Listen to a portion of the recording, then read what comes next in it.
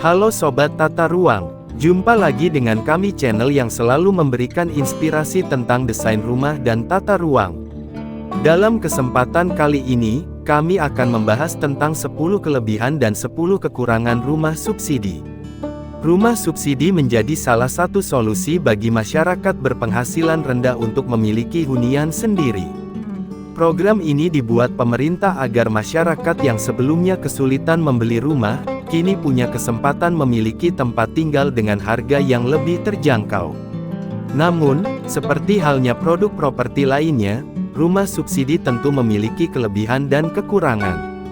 Banyak orang tergiur karena cicilan yang ringan, tetapi tidak sedikit juga yang merasa kecewa setelah menempatinya karena beberapa keterbatasan. Lalu, apa saja kelebihan dan kekurangan rumah subsidi? Mari kita bahas satu persatu secara lengkap. 1. Harga lebih terjangkau. Kelebihan utama rumah subsidi tentu ada pada harganya.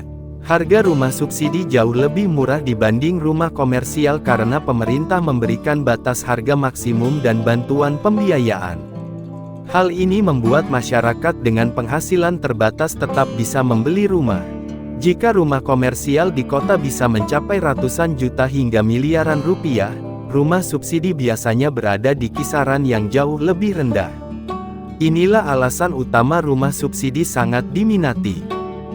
2. Uang muka ringan. Rumah subsidi menawarkan DP yang sangat rendah. Bahkan dalam beberapa program, uang muka hanya sekitar 1% dari harga rumah. Ini sangat membantu pembeli yang belum memiliki tabungan besar. Pada rumah komersial, DP biasanya bisa mencapai 10% hingga 30%. Bagi keluarga muda, perbedaan ini sangat signifikan. Karena tantangan terbesar membeli rumah sering kali bukan cicilan, tetapi uang mukanya. 3. Cicilan tetap dan stabil. Rumah subsidi biasanya menggunakan bunga tetap. Artinya jumlah cicilan tidak berubah selama masa kredit. Ini memberi rasa aman bagi pembeli karena bisa mengatur keuangan jangka panjang. Berbeda dengan rumah komersial yang kadang menggunakan bunga floating. Saat bunga naik, cicilan juga bisa ikut naik. Pada rumah subsidi, risiko itu jauh lebih kecil. 4. Tenor panjang. Jangka waktu cicilan rumah subsidi bisa sangat panjang. Bisa mencapai belasan hingga puluhan tahun. Dengan tenor panjang, beban bulanan menjadi lebih ringan. Ini membuat masyarakat dengan penghasilan pas-pasan tetap bisa mencicil. Meski total bunga lebih besar dalam jangka panjang, namun dari sisi cash flow sangat membantu. 5. Dibantu pemerintah. Rumah subsidi mendapat dukungan dari pemerintah. Baik dari sisi regulasi, pembiayaan, maupun kemudahan akses. Ini membuat proses pembelian relatif lebih aman dan terstruktur. Pemerintah juga mengawasi developer agar mengikuti standar tertentu, sehingga konsumen punya perlindungan lebih baik. 6. Cocok untuk rumah pertama. Bagi pasangan muda atau keluarga baru, rumah subsidi adalah langkah awal yang ideal.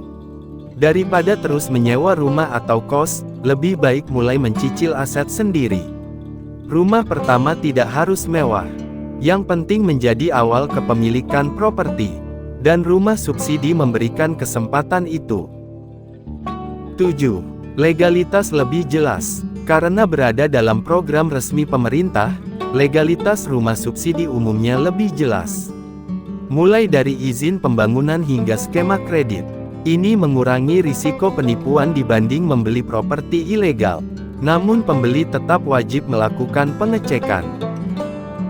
8. Bisa jadi investasi jangka panjang. Meski sederhana, rumah subsidi tetap properti. Nilai properti cenderung naik seiring waktu. Terutama jika kawasan berkembang, jalan diperbaiki, fasilitas bertambah, dan akses membaik. Harga rumah bisa ikut meningkat. Ini bisa menjadi investasi masa depan. 9. Membantu stabilitas finansial. Memiliki rumah sendiri bisa mengurangi beban biaya sewa. Daripada uang habis untuk kontrakan setiap bulan, cicilan rumah subsidi bisa menjadi aset. Secara psikologis juga memberi rasa aman.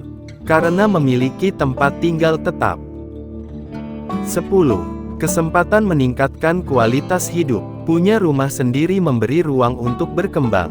Keluarga bisa hidup lebih stabil. Anak-anak punya tempat tumbuh yang tetap. Dan pemilik bisa memperbaiki rumah sedikit demi sedikit sesuai kemampuan. Rumah subsidi sering menjadi titik awal kehidupan yang lebih baik. 10 kekurangan rumah subsidi. 1. Lokasi biasanya jauh dari kota. Kekurangan paling umum adalah lokasi. Karena harga tanah di pusat kota mahal, rumah subsidi biasanya dibangun di pinggiran. Akibatnya akses ke tempat kerja bisa jauh. Waktu perjalanan lebih lama, biaya transportasi bisa bertambah. Ini menjadi pertimbangan besar. 2. Ukuran rumah kecil. Rumah subsidi umumnya memiliki luas bangunan yang terbatas. Ruangan terasa sempit, terutama untuk keluarga yang terus berkembang.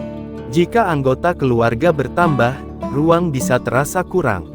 Pemilik sering perlu renovasi. 3. Kualitas bangunan kadang standar minimum. Karena harga ditekan agar murah, beberapa developer menggunakan spesifikasi standar. Bukan berarti jelek, tetapi kualitasnya sering sederhana. Kadang ada masalah seperti dinding retak, atap bocor, atau finishing kurang rapi. Karena itu penting memeriksa rumah sebelum serah terima. 4. Fasilitas umum terbatas. Perumahan subsidi kadang belum memiliki fasilitas lengkap. Taman, keamanan, tempat ibadah, atau area komersial bisa masih minim. Bahkan ada yang masih dalam tahap pengembangan. Ini bisa memengaruhi kenyamanan hidup. 5. Akses transportasi kurang baik. Banyak rumah subsidi belum terjangkau transportasi umum dengan baik.